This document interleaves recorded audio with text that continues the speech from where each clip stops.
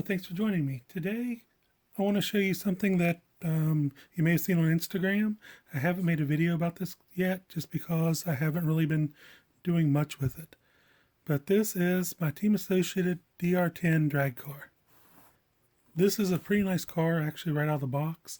It's not as fast as some of the other ones out there, but it's cheap and it handles well.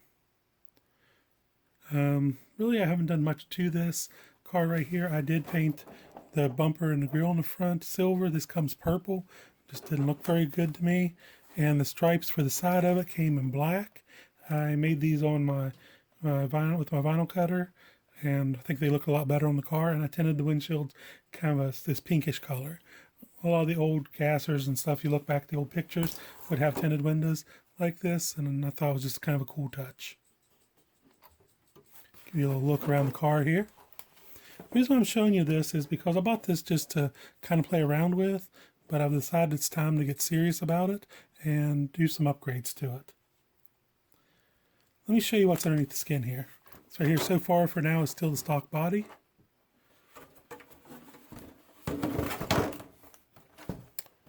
Under here, it's mostly stock, so the stock tires and wheels on it, as well as the stock electronics inside of it. The stock greedy ESC and brushless motor in the back. Actually, you have the stock receiver in here as well. I did turn off the steering stabilization system in it because I found that sometimes it would make the car wander all over the place. Kind of make the front wheels do this number. I'm running this 5500 milliamp battery, and it's a Z's battery. Seems to be working very, very well for me. It's an 80C. The car's been pretty consistent with it. Modifications here, the only ones I've really made is I added the Sky RC GNSS. So you can, it's basically a tuning tool.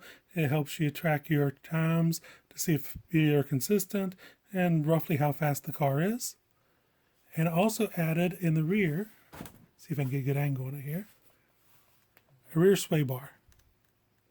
Comes around to here and over to the rear suspension. This really helped a lot. The car itself, when it came up before, whenever you'd throttle into it and the rear would sink, it'd want to go to one side or the other. This helps stiffen that up so that it goes pretty even. I did add heavier shock oil to the back. It's 75 in the rear and 40 in the front, just to kind of help with that planting as well. Like I said, I just want to show you this real quick. There's not much to it at all for what I've done to it yet. The plan is now I'm going to change the body. I mean, this body's nice and all, but it kind of just looks like all the other ones with this React body on it.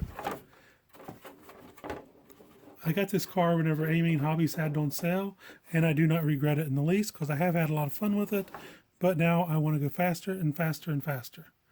I also, let me take this back off again. There's one thing I did forget to mention. I did change the gearing in the rear. I'm running a 87 tooth spur gear and a 15 pinion gear right now. So it's a lot of gear in here, but this has helped me get my best time of a 3.25 in a scale quarter mile. That's 3 seconds, well, 3.25 seconds at 40 miles an hour. My plan is I'm going to change these tires on the back. They're kind of soft. I mean, you can see how easy I'm pushing in on them, which is nice. Like the tread's sticky, but the tire is really too soft. And it gets a little bit of expands just a little bit at higher speeds and makes it a little bit wobbly. I'm going to go some kind of belted tire in the back, probably a J Concepts or a Proline. Front tires seem fine though, so I'll stick with those. After I change rear tires, I'm going to also change the body on it. Not sure where we're going with that yet. As well then, after all that, I'm going to change the power plant and probably go with the same setup that's in the low seat drag truck and car. It seems to be the best box stock setup out there. And the reason I say box stock is there's a class local where you can run any power plant as long as it's a box stock power plant. It means it has to come out of another drag car, it's fine, as long as it's what comes installed from the factory. So like I said, I'll probably go with that Spectrum setup out of the low seat. A lot of people run with the Traxxas setup. It's just not for me, I don't think. I have that set up in another vehicle and I'm just not happy with it. So I hope you've liked this little look at this car. Like I said, there's going to be a lot more upgrades in the future probably to it. Front shock keeps leaking. I have rebuilt these shocks multiple times. I've used grease. It's just this cap on this front one just keeps leaking. I think I want to change it to metal caps all the way around. That seems to be the way to fix this problem.